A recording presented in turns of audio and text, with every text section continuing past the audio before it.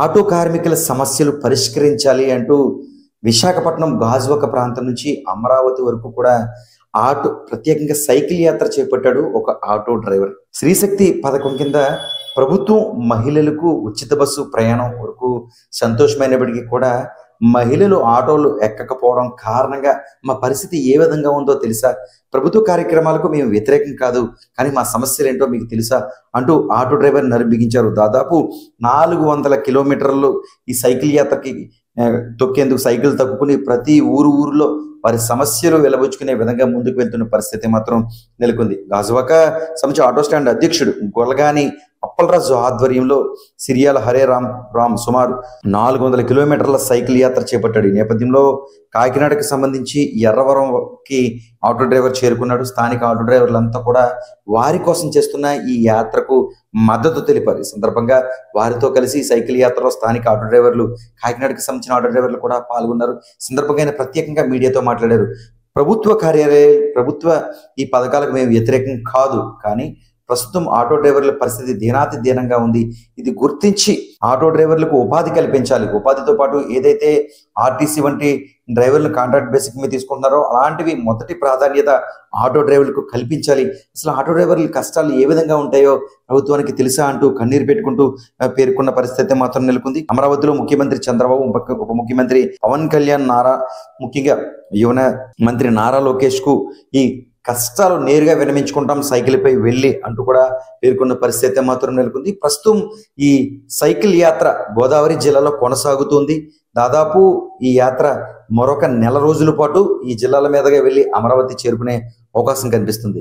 Driver మాట్లాడుతున్నారు, ఏం చెప్తున్నాడు చూద్దాం. సార్, నా పేరు సిరియాల హరేరామ్ సార్. నేను ఆంధ్రప్రదేశ్ ఆటో యూనియన్ తరపున గాజువాక ఏరియా 86 ఆటో స్టాండ్స్ తరపున గాజువాక నుండి అమరావతి వరకు కూడా సైకిల్ యాత్ర.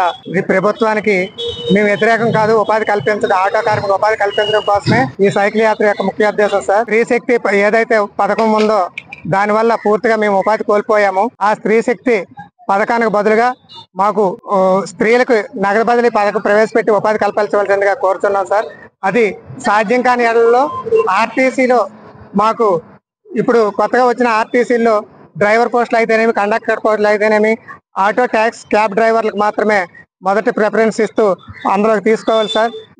ఈ ఉద్యోగాలు ఇవ్వడం అందరికీ సాధ్యం కాదు కాబట్టి నెలకు 30,000 రూపాయలు వచ్చే విధంగా స్వయం ఉపాధి కోసం మాకు శిక్షణ కల్పించి, దానికోసం మీరు బ్యాంక్ ద్వారా రుణాలు ఇప్పించి, పావుల వడ్డీకి రుణాలు ఇప్పించి మాకు తక్షణమే మాకు ఉపాధి కల్పించే విధంగా మీరు ప్రభుత్వం కోరుతుందని ఆశిస్తున్నాం సార్. అలాగే మేము ప్రభుత్వానికి వ్యతిరేకం కాదు సార్, మా ఉపాధి కోల్పోయడం కోసమే, మా బాధలు చెప్పుకోవడానికి కోసమే ఇక్కడికి వచ్చాం.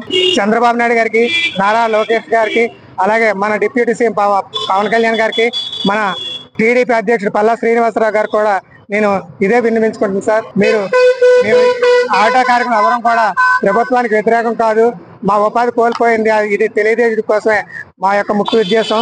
ఆటో ఇన్సూరెన్స్ కూడా కట్టుకోలేకపోతున్నాం ఉపాధి లేక. దాన్ని 50% రాయితీగా ఇప్పించగలరని కోరుచున్నాం. పూర్తిగా కోల్పోయాం కాబట్టి నెలకి ఒక 5,000 రూపాయలైనా తక్షణంగా సాయంగా అందించవలసిందిగా కోరుచున్నాం. ట్రాక్ల దగ్గర ఇప్పుడు ఫిట్నెస్కి వెళ్ళేటప్పుడు ట్రాక్ల వల్ల ఆన్లైన్ సిస్టమ్ ప్రైవేట్ ద్వారా అయిన వల్ల ఒకరోజు మాకు ఫిట్నెస్కి 860 రూపాయలు కట్టుకోవాలి సార్. ఎందుకంటే ప్రభుత్వ విధానంలో ఉండేటప్పుడు మాకు 15 రోజులు టైం ఉండేది. ఇప్పుడు ఒక రోజు అయిపోతే మళ్ళీ 860 రూపాయలు కట్టి మళ్ళీ చేయించుకోవాల్సి వస్తుంది.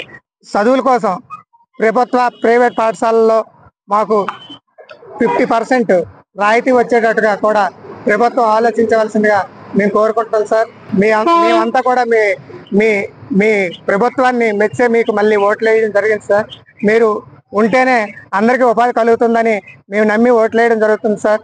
కాబట్టి మా ఉపాధి కోసం మీరు ఆలోచిస్తారని నేను మనస్ఫూర్తిగా కోరుకుంటున్నాను సార్.